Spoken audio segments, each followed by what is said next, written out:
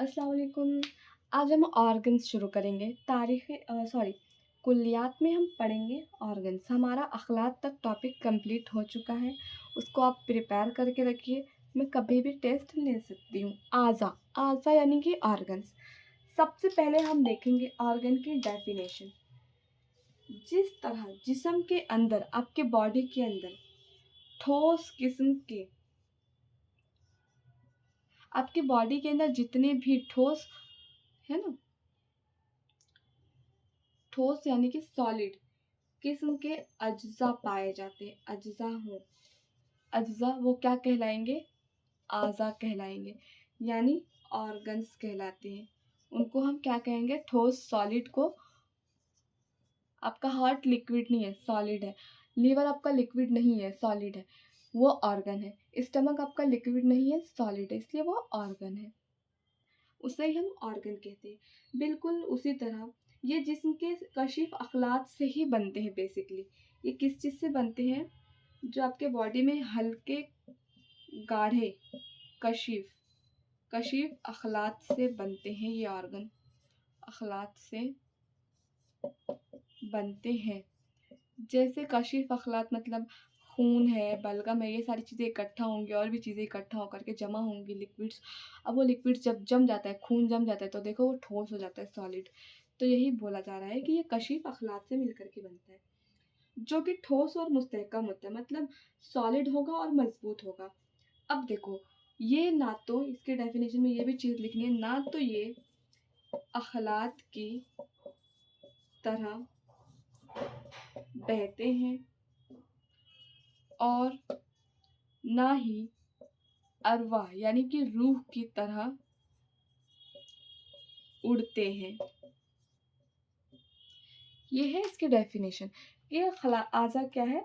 जिस्म के अंदर मौजूद ठोस किस्म के अज्जा को हम आज़ा कहते हैं। ये कशीफ अखलात से बने होते हैं। ये ना तो अखलात की तरह, अखलात से बने होते हैं, कशीफ अखलात से, लेकिन अखलात की तरह बहते नहीं हैं और ना ही अरवाह यानी कि रूह की तरह उड़ते हैं। अब हम देखेंगे इनकी तकसीम, इनका डिवीजन या टाइप्स, जो भी कह लो, है ना। इसमें आता है, एक होता है आज़ाए मुफरिदा यानी सिंपल ऑर्गन। उसके बाद दूसरा आएगा आज़ाए मुरक्कबा यानी कंपाउंड ऑर्गन्स। अब जो सिंपल ऑर्गन है उसकी डेफिनेशन देखो। उन आज़ा को कहते हैं जिनके जुज और कुल सेम हो, जिनके जुज और कुल के लिए एक ही लफ्ज बोला जाए या एक ही नाम दिया जाए, उसे हम क्या कहते हैं? आज़ा। मतलब अगर मैं किसी चीज़ का नाम ले रही हूँ, जैसे फर्ज कर लो हड्डी, है ना, बोन। अब हड्डी बोला है तो पूरी खड़ी हड्डी जो कंप्लीट बोन है उसको भी हम बोन ही कहेंगे, यानी कि कुल। अब अगर उस बोन का फ्रेगमेंट रहेगा, टूटा हुआ हिस्सा अगर आपको मिलेगा इतना छोटा सा, जो कि उसका जूस है, उसे भी आप हड्डी ही कहोगे, कुछ और नाम नहीं दे दोगे। लीवर, स्प्लीन, स्टमक ये नाम नहीं देंगे। वो हड्डी है तो हड्डी ही कहेंगे, उसे ही हम आज़ाए मुफरदा कहते हैं। अब जैसे सेल की मेम्ब्रेन है, अब वो सेल मेम्ब्रेन अगर पूरी कंप्लीट है तो भी आप उसे सेल मेम्ब्रेन कहोगे, अगर वो हाफ है तभी भी आप उसे सेल मेम्ब्रेन ही कहोगे। जैसे आपके नर्व सेल्स है ना, ये आपके नर्व सेल्स हैं। अब अगर आप इनको तोड़ दोगे यहाँ से और इस हिस्से को पूछोगे कि ये क्या है तोड़ने के बाद, तभी भी हम इसे नर्व्स ही कहेंगे, ना कि हम इसका कुछ और नाम दे देंगे। ये मतलब कंप्लीट होने पर भी हम इसका वही नाम रखते हैं, और अगर ये इनकम्प्लीट, अगर ये टूटे हुए हिस्से हैं, तभी भी हम इनका सेम नाम लेकर ही बुलाते हैं, उसे कहते हैं आज़ाए मुफरिदा। आज़ाए मुरक्कबा में ये चीज़ डिफरेंट हो जाएगी। आज़ाए मुफरिदा जो है, मुरक्कबा जो है, आज़ाए मुरक्कबा जो है वो आज़ाए मुफ़रदा से मिल करके बनते हैं। 2, 3, 4, 5 आज़ाए मुफ़रदा मिलेंगे तो आज़ाए मुरक्कबा तैयार करेंगे, जो कि अपने कुल और जुज़ के लिए सेम नहीं होता। जुज़ अलग हो जाएगा इसका और कुल अलग होगा। जैसे अगर मैंने चेहरा बोला है, चेहरा क्या है? आज़ाए मुरक्कबा है। चेहरा अब इसका कुल होगा, लेकिन अगर इस चेहरे के अंदर मैं इसका जुज़ देखूँ, तो यहाँ पे आपको नाक मिलेगी, एक जुज़, आँख मिलेगी, दूसरा जुज़, लिप्स मिलेंगे, तीसरा जुज़, गाल मिलेंगे, चौथा जुज़, है ना? बाल दिखेंगे यहाँ पर, पाँचवाँ जुज़। इसी तरह से बहुत सारे जुज़। अब चेहरे के अंदर हड्डियाँ भी होंगी, छठा जुज़, पानी भी होंगे, सातवां जुज़। तो ये अलग-अलग है, इसका जुज़ भी अलग है और इसको कुल को हम क्या कह रहे हैं? चेहरा।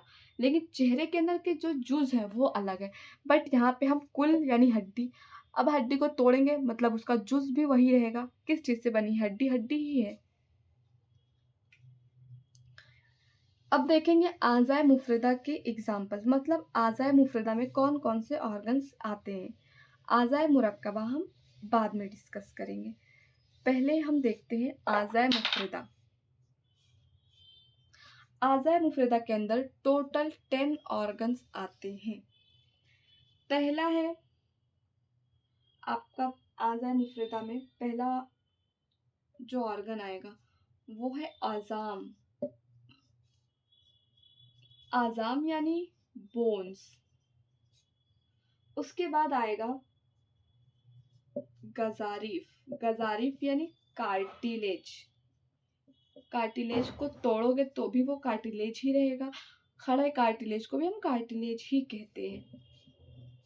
तीसरे में क्या मिलेगा? रबातात। रबातात क्या होता है? लिगामेंट।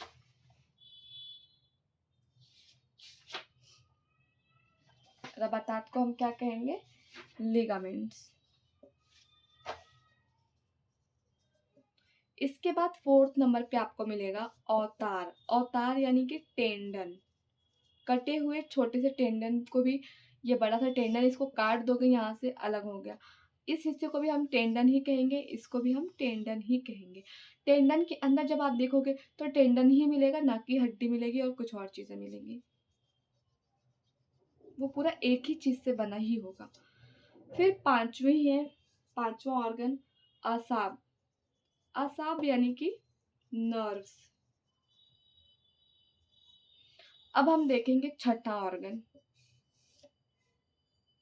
छठे पर क्या है? शराइन। शराइन यानी कि वेसल्स। आर्टरीज। वेसल्स में भी कौन सी? वेन या फिर आर्टरी, तो यहाँ पे आएगा आर्टरीज। उसके बाद क्या मिलेगा 7वें नंबर पे आपको? अविर्दा। वी आ रहा है तो वी से वेन बना लीजिएगा। अविर्दा। अविर्दा हम कहते हैं वेन को। फिर आठवें नंबर पे आपको क्या मिलेगा?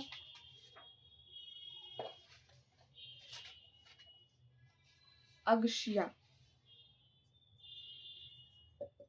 अगशिया हम कहते हैं मेम्ब्रेन को, जो सेल मेम्ब्रेन में हमने मेम्ब्रेन पढ़ा वही है।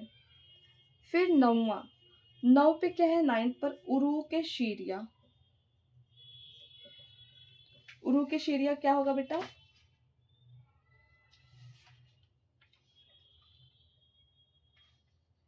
उरुकेशिरिया, उरुक मतलब कैपिलरी, शीरिया यानी कि ब्लड। अब ये उरुकेशिरिया मतलब ब्लड कैपिलरी होता है, बीसी यानी कि ब्लड कैपिलरी। और 10th पर क्या मिलेगा हमें? लहम शहम, चर्बी, फैट्स, लहम और शहम मिलेगी। आज़ाम है ना, गजारिफ 2, 3, 4, 5, 6, 7, 8 और 9 पर क्या मिला है आपको? उरुकेशिरिया। उसके बाद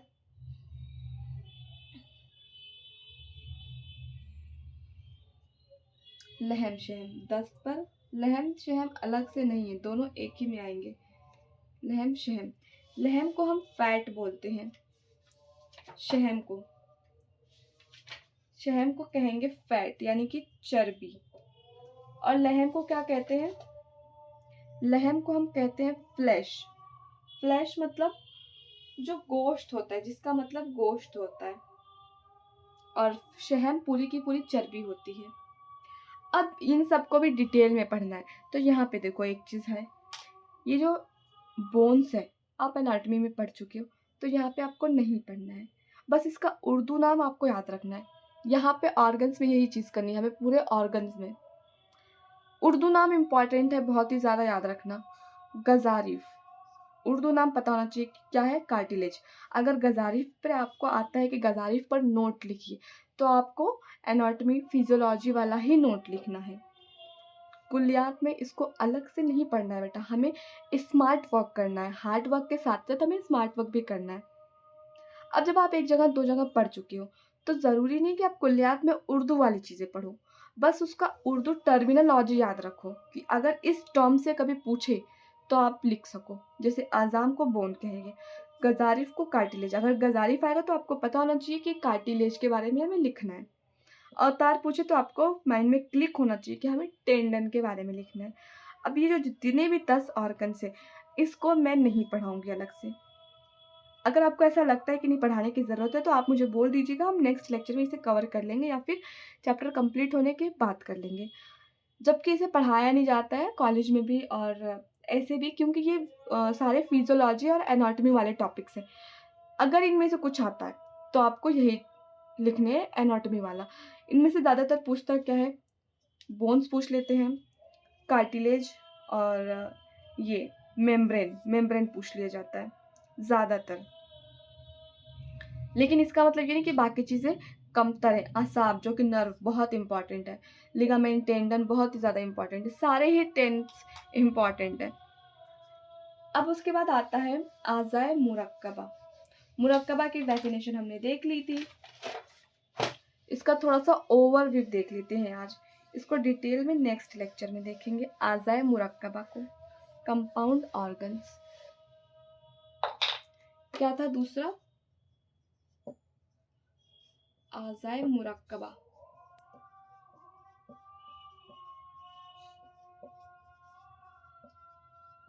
कंपाउंड ऑर्गन्स।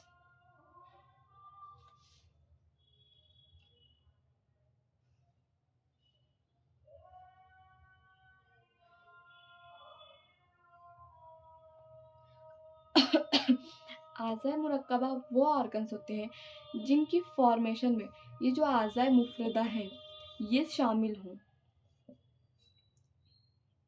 जैसे हाथ, पैर, चेहरा। अब हाथ बोला है मैंने, तो हाथ में क्या क्या है मुफरदा के अंदर? हड्डी है, मेम्ब्रेन है, शहम चर्बी है, लहम गोश्त था, और क्या था जो कि मुफरदा के अंदर है और हाथ में भी आता है? लिगामेंट, टेंडन, नर्व्स भी हैं, आर्टरीज भी हैं, है ना। तो ये सारी चीज़ें मिलकर के एक हाथ बना रही हैं, तो हाथ क्या हो गया? आज़ाए मुरक्कबा इसके अंदर आ जाएगा। समझ गए? चलिए, अब आज़ाए मुरक्कबा की तकसीम, इसको 5 तरह से तकसीम किया गया है, डिवाइड।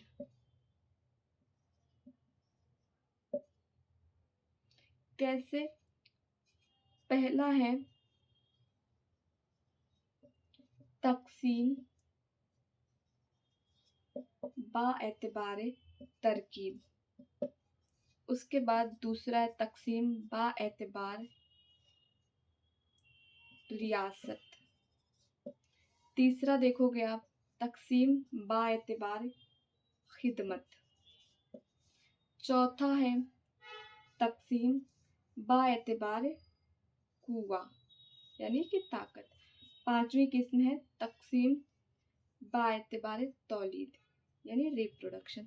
अब ये पांचों स्टेप्स को याद रखने की एक ट्रिक है। देखो, किसी भी चीज़ के लिए कोई चीज़ मौजूद है तो उसके लिए पहले क्या हुआ होगा? उसकी तरकीब यानी कि उसकी फॉर्मेशन की गई होगी, है ना, उसकी फॉर्मेशन की होगी। तो पहले एक देश बना, समझ लो एक कंट्री से मैं समझा रही हूँ। उसकी फॉर्मेशन हुई, इंसानों की फॉर्मेशन हुई पहले, 1 इंसान, 2 इंसान इनकी। उसके बाद बहुत सारी चीज़ें बनाई गई, है ना? इंसानों से रिलेटेड पेड़-पौधे हर चीज़, सारी चीज़ें बनाई गई, जानवर, बिल्ली और भी सारी इस्तेमाल की चीज़ें। तो वो समझ लो कि तरकीब में आ जाएगा। तरकीब मतलब सोचना, बनाना उसमें। अब जब सारी चीज़ें बन गई हैं, तो क्या होगा? एक रियासत कायम होगी। रियासत मतलब एक कंट्री आबाद होगी, एक मुल्क बनेगा। बहुत से लोगों का मजमूआ जिसे रियासत कहा गया। अब रियासत हुई है, तो रियासत का जो बादशाह है, वो क्या करेगा? रियासत की खिदमत करेगा। बेसिकली बादशाह और जो भी है अभी प्राइम मिनिस्टर वगैरह, ये सब हमारी खिदमत के लिए ही है। लेकिन वो करते नहीं है, अलग बात है। अब देखो तरकीब हुई किसी चीज़ की, किसी चीज़ को बनाया गया, आप रियासत बनी। अब रियासत बनी तो उस रियासत की खिदमत होगी। अब जब खिदमत करेंगे तो उस रियासत को बढ़ाने के लिए खिदमत करोगे तो ताकत आएगी। रियासत में जो लोग हैं उनकी आप खिदमत करोगे तो उनको ताकत मिलेगी। फैमिली समझ लो, आपकी फैमिली एक रियासत है। आप उनकी खिदमत करोगे अब। आप खिदमत करोगे तो उनको ताकत मिलेगी। अब उसमें कुछ न्यूली वेड है या अनमैरिड है जिनकी शादी हुई है खिदमत में, ये चीज़ें हो गई कि खिदमत में उनकी शादी करा दी गई। तौलीद, तौलीद का मतलब होता है रिप्रोडक्शन। अब वो आपस में एक दूसरे से इंटरकोर्स वगैरह करेंगे ना, शादी के बाद की प्रोसेसिंग वगैरह, तो तौलीद में रिप्रोडक्शन होगा। मतलब एक न्यू बेबी आएगा, एक नया इंसान आएगा। तो ये चीज़ है कि पहले कोई चीज़ बनी है, लोग रिलेशंस बनाए हैं, आपस में बैठे हैं, फिर अब रियासत बन गई, 1 लोग 2 लोग से फैमिली बनी। अब फैमिली की खिदमत हो रही है, पेरेंट्स हैं बच्चों की देखभाल करते हैं, फिर बच्चे पेरेंट्स की देखभाल करते हैं, फिर पेरेंट्स बच्चों की, मतलब एक दूसरे को देखभाल करते हैं पेरेंट्स और बच्चे, है ना? जब बच्चे छोटे रहते हैं तो पेरेंट्स उनकी देखभाल करते हैं, और जब बच्चे बड़े हो जाते हैं तो बच्चे पेरेंट्स की देखभाल करते हैं। मतलब वो खिदमत कर रहे हैं एक दूसरे की। और जब हम एक दूसरे की खिदमत करते हैं तो ताकत मिलती है ना? कॉन्फिडेंस आता है, एक दूसरे के रिलेशंस मज़बूत होते हैं। तो जब ये चीज़ें होंगी तो उसमें से जो मैरिड लोग होंगे वो रिप्रोड्यूस करेंगे फिर, तौलीद होगा। ये ऑर्गन्स, मतलब ये ट्रिक है एक याद रखने की। हालाँकि इसमें ये सारी चीज़ें होती नहीं, वो अलग चीज़ है। जो कंसेप्ट है वो अलग है, वो मैं समझाऊँगी नेक्स्ट लेक्चर में। बस ये मैं पाँचों स्टेप्स को याद रखने की ट्रिक बता रही हूँ। क्योंकि कभी-कभी लोग ना इसको कन्फ्यूज़ कर देते हैं, रियासत को पहले कर देंगे, तरकीब को बाद में कर देंगे, ऐसा नहीं करना है, हमें लाइन वाइज़ ही लिखना है। पहले तरकीब, फिर रियासत, फिर उसकी खिदमत करो, फिर ताकत मिलेगी, फिर पैदाइश होगी नए बच्चे की। अब जो है तरकीब, बलिहाज़ तरकीब, तरकीब के एतबार से भी यहाँ पे टोटल 4 किस्में हैं। पहला है ऊला, फिर सानवी, फिर सालस, फिर है राबे। अब इन चारों को हम कल डिस्कस करेंगे।